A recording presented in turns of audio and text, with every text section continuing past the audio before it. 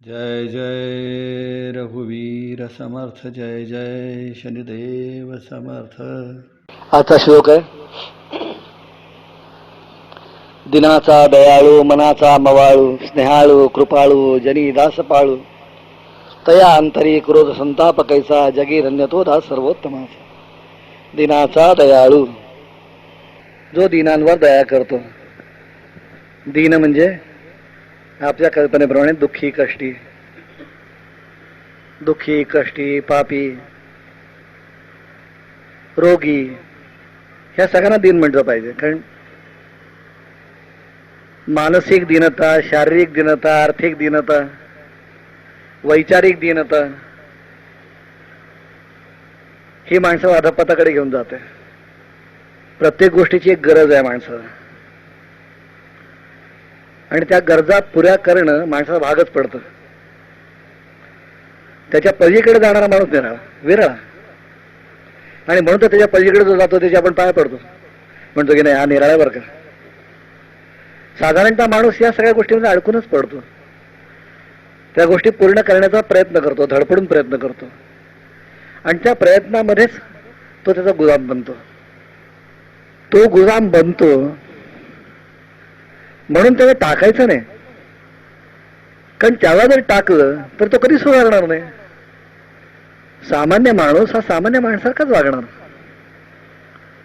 कधी कधी मेघन मला म्हणतो, एखाद्या माणसाबद्दल वाईट अनुभव की म्हणतो, असं कसा वागतो हा माणूस, तुम्ही त्यासाठी एवढं केलं तरी तो असा कसा बोलतो, असं कसा वागतो, असं म्हणतो.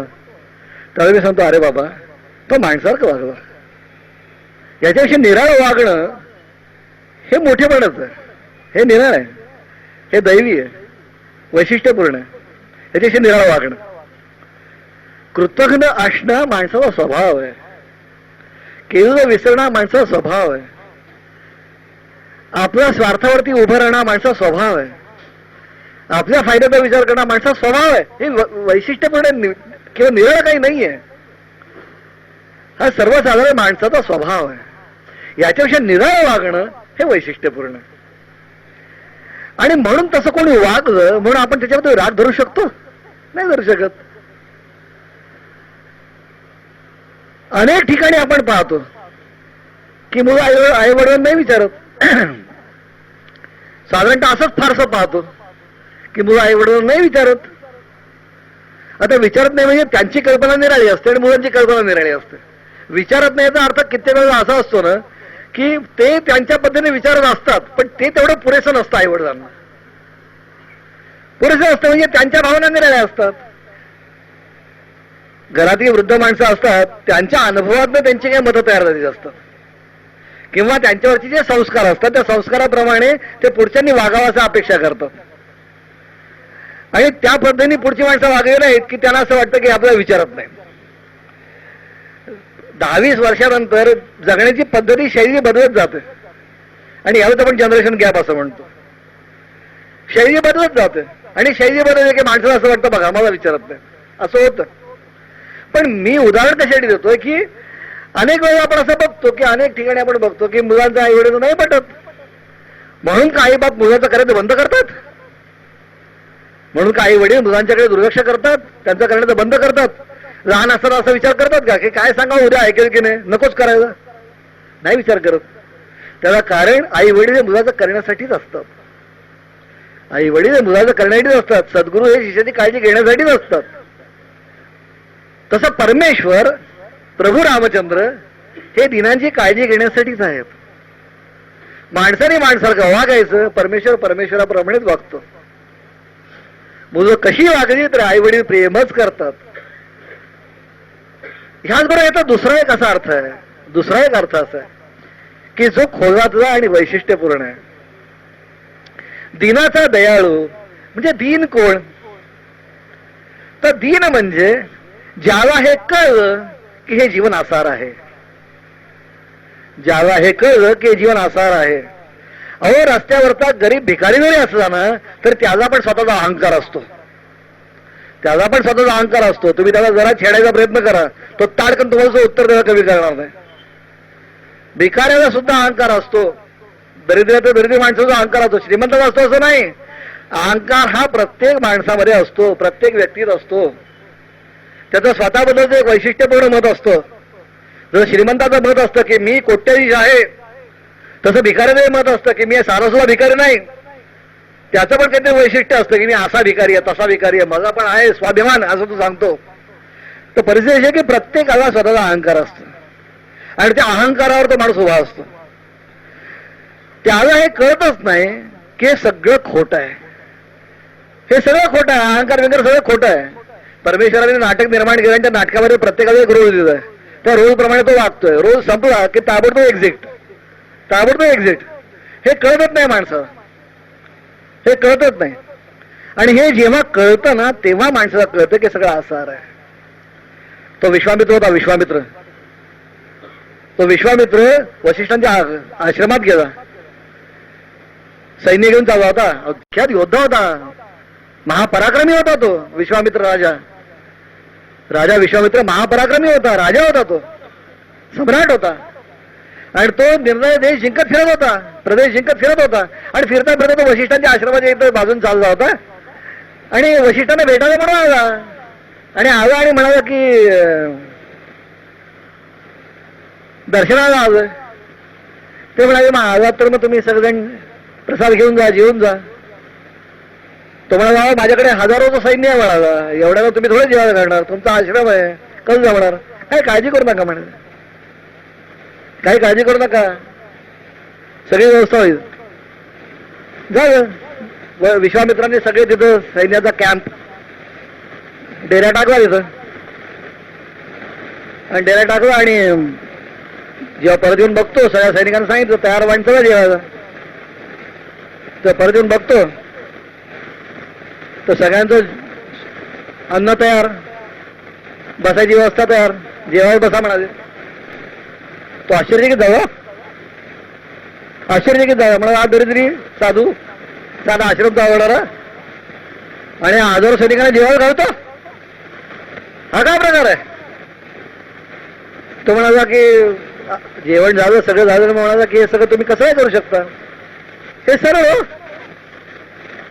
लपाछपी माहित नाही, संत पुरुष सत्पुरुष. म्हणाले की कामधेनू आहे ना, म्हणाले ही कामधेनू जी आहे इथं दारात ती सगळे करते. म्हणजे काय म्हणाले, ती मागितलं की देते. जसं कल्पवृक्ष आहे, खाली उभारून काही मागितलं तो देतो, तसं कामधेनू आहे. फक्त इच्छा करायचं अवकाश सांगायचं, प्रार्थना हात जोडून प्रार्थना करायची, आई ही गोष्ट हवी आहे ती देते. आश्चर्य की नव्हतं. तो म्हणाला मी सगळं जग जिंकतो कशा करता, की जे मला हवं ते मिळावं म्हणून. बरोबर आहे. माणूस लढाई कशा करता करतो, झगडतो कशा करता, की त्याला असं वाटतं की जास्तीत जास्त माझ्याकडे असावं आणि मी म्हणेन ती गोष्ट मला प्राप्त व्हावी म्हणूनच ना. मग लढायची गरजच नाही, कामधेनू असे पुरेस आहे ना. आणखीन लढायची काय गरज आहे. कामधेनू मिळाली की सगळंच मिळालं, नुसतं मागायचं तो मिळणार. या लढाई सगळ्या बंद करून टाकायला पाहिजे. मग तो म्हणाला एक काम करा, म्हणाला ही एवढी मोठी वस्तू, एवढी मोठी गोष्ट ही तुमच्याकडे कशाला पाहिजे ना, ती माझ्याकडे पाहिजे. म्हणाला की जर मला मिळाली तर मी किती काम करू शकेन, किती मला गोष्टी करायच्यात, कितीतरी गोष्टी मला करायच्यात, म्हणाला कितीतरी गोष्टी मिळवायच्यात, ते तिच्याकडनं मला मिळतील. ते म्हणा जरा वेळ आहेस तू, निरीच्छा माणसाकडेच ती असते. कामधेनूला मागे ते मिळते बरोबर आहे, पण ती राहते कोणाकडे, निरीच्छा माणसाकडे राहते. ज्याला काही नको त्याकडे राहते, ज्याला काय हवंय त्याकडे तर राहतच नाही म्हणाले. तर म्हणजे मी निरीच्छा म्हणून ती राहायची, मी माझ्याकरता नाही मागत, मी तुझ्याकरता मागितलं, मला काय करायचं म्हणाले. तर मी सांगितलं असते तर राजमाग उभा कर, वैभवशाही सगळं असू दे म्हणेन, नाही पण नाही मागितलं मी. ती निरीच्छा माणसाकडे राहते, इच्छा असणाऱ्या माणसाकडे राहत नाही. नाही पण मला हे पाहिजे. अरे मला ती तिच्या इच्छेने आली, माझ्या इच्छेने थोडं जाईल मी तुला सांगायला घेऊन जा म्हणून. ती तिच्या इच्छेने आली, तिला असं वाटलं की बा इथे येऊन राहावं म्हणून ती येऊन राहायचे. मी कसं सांगणार. तुझा जर घेऊन जायचं असेल तुला विचार, ती येत असेल तर घेऊन जा. गेला तिच्यासमोर. नम्रता माहित नाही, जिंकायची सवय, लढाया करायचं, जिंकायचं, छिनून घ्यायचं, ओढून घ्यायचं, ओरबाडून घ्यायचं, लढून घ्यायची हीच सवय. प्रेम कुठं माहिती, नम्रता माहितीच नाही. गेला तिच्यासमोर, चल म्हणाला. त्याची जागा थोडीच बसली, त्याची जागा थोडीच बसली. ती म्हणाली मला यायचं नाही, ती बोलायची, बोलत होती ती. ते म्हणे मला नाही यायचं. यायचं नाही म्हटल्यानंतर तो म्हणा यायला पाहिजे तुझा, जबरदस्ती सवय आहेत ना, यायला पाहिजे तुझा. ते मला येत नाही. येत नाही म्हटल्यानंतर मात्र त्याला राग आला आणि त्यांनी ते ओढून न्यायला सुरुवात केली आणि त्यांनी गळ्याच्या दोरखंड बांधून ते ओढून न्यायला सुरुवात केली आणि जसं ओढायला सुरुवात केली तसं तिने मात्र वशिष्ठानं सांगितलं, प्रार्थना केली. म्हणाली, हे ऋषीवर म्हणाली, अहो तुमच्याकरता मी इथं आले, इथं माझा आनंद आहे, इथं माझं सुख आहे, समाधान आहे, म्हणून मी इथं आले. तुमच्या क्षेत्र जाहीर असताना जर अन्याय सहन करायला लागत असेल तर काय उपयोग आहे. माझी प्रार्थना आहे तुम्हाला हे सगळं थांबवा, मग नाही जायचं. तर ते म्हणाले की तू तुझं संरक्षण करायला समर्थ आहेस. ते म्हणाले तू तुझं संरक्षण करायला समर्थ आहेस आणि तुझं रक्षण करायला माझी परवानगी आहे. तू तुझं रक्षण करून घ्यायला माझी परवानगी आहे, माझा विरोध नाही. तेवढंच फक्त तिला पाहिजे होतं. असं म्हणतात की तिने अंबरडा फोडून आणि तिच्या तोंडातून हजारो सैनिक बाहेर पडले आणि त्याने विश्वामित्राचा पराभव केला. तिथे विश्वामित्राला कळलं जे क्षत्रिय बगम ब्रह्मबगम, एवढा सगळा अधिकार आहे, एवढी सत्ता आहे, एवढे सैनिक आहेत, सगळं आहे, काय खरं नाही. याच्या पलीकडे एक सत्ता आहे, याच्या पलीकडे एक ताकद आहे आणि ती जी ताकद आहे ती खरी ताकद आहे. माणूस असा विचार करतो की मी हीन दीन म्हणून देवाच्या दाराशी गेलो ना की देव मला आपलं म्हणेल. तसं नाहीये. जेव्हा माणूस प्रयत्न करतो, कष्ट करतो, आपलं आयुष्य सुखी करण्याकरता, आपला घरदार सुखी करण्याकरता, आपला समाज सुखी करण्याकरता, राष्ट्र सुखी करण्याकरता कष्ट करतो आणि हे सगळे कष्ट करून पराक्रमाचे असणारे सगळ्या सीमा पार करून हे सगळं केल्यानंतर जेव्हा तेव्हा कळतं की हे सगळं आसार आहे, हे सगळं मी मिळवलं आहे. मी सत्ता मिळवली, मी संपत्ती मिळवली, पैसा मिळवला, मी अधिकार मिळवला, मी ज्ञान मिळवलं, सगळं काही मिळवलं. पण हे सगळं आसार आहे. हे सगळं मिळवून जेव्हा अत्युच्च टोकाला जाऊन माणूस पोचतो आणि कळतं की सगळं आसार आहे आणि ह्याच्या पलीकडे परमेश्वर आहे, तेव्हा त्याच्या खऱ्या दीनतेची जाणीव होते. त्याच्या खऱ्या दीनतेची जाणीव होते. म्हणून माणसं बऱ्याच झाली की म्हणतात मी लोकांना सांगतात मला असं वागायचं नव्हतं, पण काय माहितीये का, मी काही चुकली असेल तर माफ कर. कशा करता? त्याला कारण आहे, कारण जोपर्यंत माणूस धडधाकट असतो, जायचे वेळ लागलेले नसतात, तोपर्यंत माणसाला असं वाटतं मी सगळ्या जगाला वाकवीन. पण जेव्हा मृत्यू समोर उभा राहतो तेव्हा माणूस दीन होऊन जातो. त्याला कळतं की आता सगळी ताकद संपली, सगळे अधिकार संपले, सगळं संपलं, आता हे सगळं सोडायचं आहे आणि जायचं आहे. मग त्यावेळेला माणसाला असं वाटतं की नाही बाबा, केली आपण चूक, आपण अधिकारात वागलो खरे, आता बोललो क्षमा मागायला पाहिजे, माफी मागायला पाहिजे, म्हटलं पाहिजे चूक झाली माझी. जेव्हा माणसाचा मृत्यू उभा राहतो किंवा जेव्हा माणसासमोर हे सगळं विफल आहे कळतं, तेव्हा माणूस खरा दीन होतो. त्याला खरं दीन म्हणतात. आणि जर तुम्हाला परमेश्वराकडे जायचं असेल तर असे दीन व्हा. जर तुम्हाला परमेश्वराकडे जायचं असेल तर असे दीन व्हा. कारण परिस्थिती अशी की परमेश्वराकडे जायचं असेल तर जीवन आसार आहे हे प्रत्यक्ष वागून समजून कळायला हवं. हे दुसऱ्याचा करून उपयोगाचं नाही, स्वतःचा कळलं पाहिजे.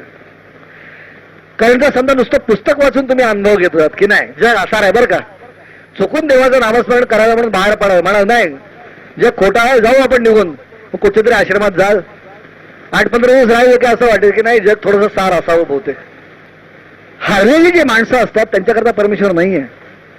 जे लढतात, जे संघर्ष करतात आणि हे सगळं केल्यानंतर, सगळं मिळवल्यानंतर जेव्हा त्यांना ज्ञान होतं की ह्याच्या पलीकडे परमेश्वर आहे, त्यांच्याकरता परमेश्वर आहे.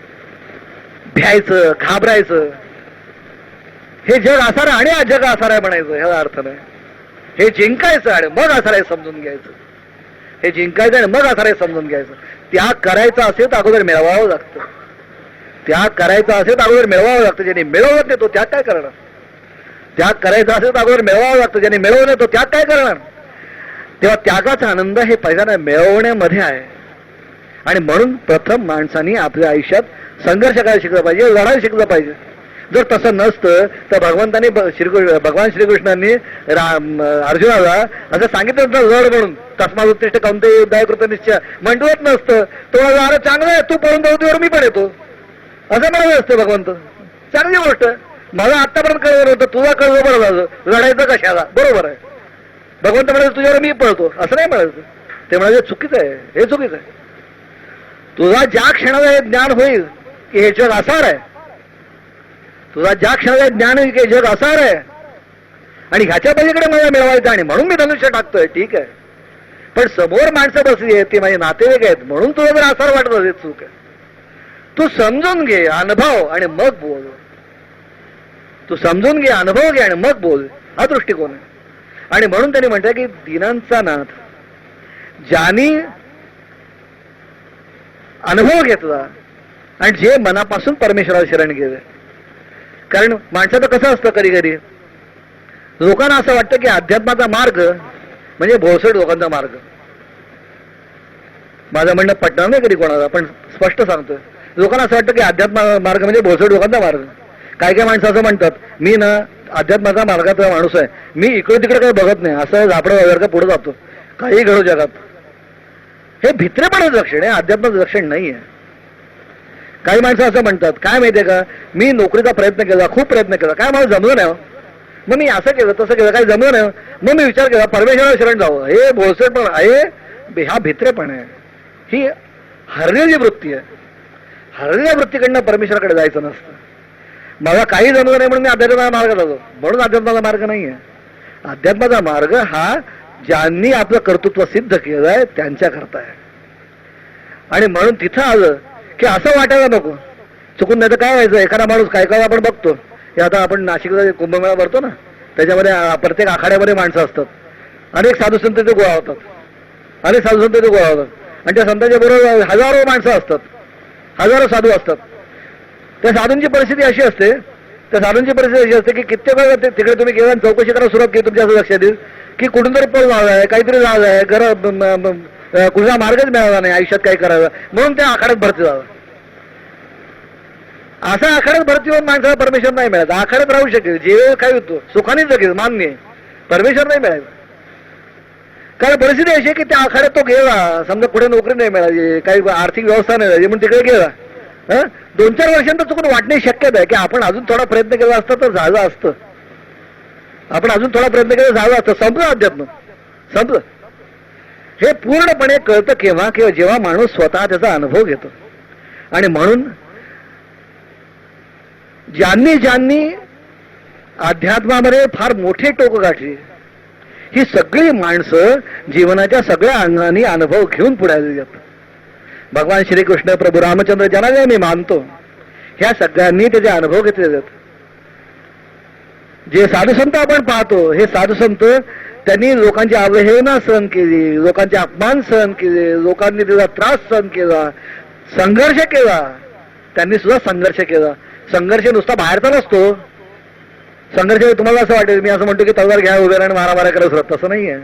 संघर्ष, मानसिक संघर्ष जास्त कठीण असतो. शारीरिक संघर्ष एक वेळ परवडवा, मानसिक संघर्ष फार कठीण असतो. की एखादं तत्व मान्य करायचं आणि त्या तत्वाच्या माग काय वाटेल ते परिणाम झाले तरी भोगाची तयारी ठेवून जायचं, हे फार कठीण आहे. एखादं प्रिन्सिपल तत्व मान्य करायचं आणि त्याच्या मागणं कुठल्याही परिस्थितीत कितीही त्रास झाला तरी सहन करायचा, पण जायचं आणि ते तत्व नाही सोडायचं, हे फार कठीण आहे.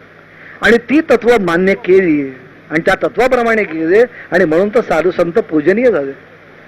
तर दीनांचा नाथ ते असे जे दीन आहेत की ज्यांनी जीवनाचा अनुभव घेतला आणि ज्यांना कळलं की जीवन असार आहे, त्यांच्याकरता परमेश्वर सार आहे. ज्यांना जीवन असार आहे हे कळलं नाही आणि अर्धवट सगळं टाकून जे देवाच्या मागे जातात, त्यांना केव्हा तरी असं वाटतं की चुकून मी आणखीन काहीतरी करायला हवं होतं, चुकून मी असं काही केलं असतं झालं असतं. एक लक्षात ठेवा, हे पूर्णपणे माणसाला कळलं पाहिजे, हे पूर्णपणे माणसाला कळलं पाहिजे की परमेश्वरच सार आहे. आणि असं ज्यांना कळलं, ज्यांना ह्या जगातल्या दीनतेचा अनुभव आला, ज्यांच्या लक्षात आलं की हे राजे राजवाडे सगळे श्रीमंत कोट्याधीश हे सगळे दीन आहेत, हे ज्याने अनुभवाने जाणलं तो परमेश्वराकडे जाऊ शकतो. एक बादशाह होता, तो दरबारात बसला होता आणि दरबारात बसलेला असताना एक फकीर आला दरवाजात. दरबारात बसला एक फकीर आला दरवाजात आणि दरवाजामध्ये आला आणि म्हणाला मला आत जायचंय. तो दरवाज्यावरती जो सिक्युरिटी होता, सैनिक, त्याने अडवलं त्याला. तो म्हणा कुठं चालला, फकीर दिसतोय, गरीब दरिद्री फकीर दिसतोय. त्याने अडवलं, कुठं चालला. तो म्हणाला ही सराई आहे, म्हणाला सराई धर्मशाळा, ही सराई आहे म्हणाला, इथं मला राहायचंय. तो आश्चर्यचकित झाला. सैनिक, राजाचा दरबार, राजवाडा, त्या राजवाड्याचा राजाचा दरबार, दरबार बाई भाषा बसलाय, पुढे सरदार उभे आहेत. राजा काय आणि बादशाह काय, वृत्ती तीच. तर बसलाय आणि बाहेर तो फकीर म्हणतोय की मला आज जाऊ दे. कशा करता, ही धर्मशाळा आहे, सराई आहे, मला तिथं राहायचंय. आश्चर्य गेला तो सैनिक, अडवायला लागला. तो जायलाच तयार आहे ना, ओरडायला सुरू झाला. राजाने विचारलं बाहेर की काय चाललंय, त्या भाषाने विचारलं काय चाललंय. अहो म्हणे कोणतरी फकीर आला, तो म्हणतोय मला राहायचंय, तो म्हणतो सराई आहे. सराई आहे, असे आश्चर्यचकित झालं. घेऊन ये म्हणा तेव्हा. आणि मग समोर काय तुझं म्हणणं आहे. तो म्हणाला या सराईत मला उतरायचं, म्हणाला या धर्मशाळेत मला उतरायचं, राहायचं. तो भाषा समजून सांगायला लागला की अरे बाबा धर्मशाळा नाही, सराई नाहीये, हा दरबार आहे. तो म्हणा नाही सराई आहे. तो म्हणाला कसं सांगू तुला आता, तू दुसरीकडे सराई असेल तिकडे जा, हा दरबार आहे बाबा. तो म्हणाला मी 10 वर्षापूर्वी आलो त्यावेळेस तू इथं नव्हताच म्हणाला, ह्या सिंहासनावर तू नव्हतास, या गादीवर तू बसला नव्हतास. हा बरोबर आहे, तेव्हा माझे वडील होते. त्याच्या अगोदर 20 वर्षापूर्वी मी आलो तेव्हा ते पण नव्हते म्हणाला. तो म्हणजे बरोबर आहे, तेव्हा माझे आजोबा होते, म्हणून तो म्हणतो सराई आहे म्हणतो, म्हणून तो म्हणतो धर्मशाळा आहे. इथं राहणारा माणूस बदलतो, हे बदलत नाही म्हणाला. इथं राहणार माणूस बदलतो, ही धर्मशाळा म्हणाला. पांतस्थ येतात, राहतात आणि जातात. आता तू बसलाय, तुझ्या अगोदर तुझे वडील होते, त्याच्या अगोदर आजोबा होते, म्हणजे हे कायम आहे. येणारे बदलतात.